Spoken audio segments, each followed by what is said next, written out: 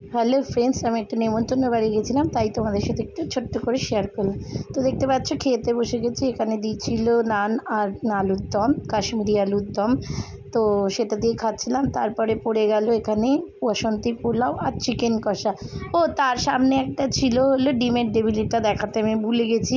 তো দেখতে পাচ্ছ পোলাও আর চিকেন কষা দিয়ে বেশ ভালো করে মেখে খাচ্ছিলাম। এরপর চলে এলো আমাদের চাটনি, পাঁপড়, মিষ্টি। তো চাটনি এই যে পড়ে গেল এবার চাটনি, পাঁপড়।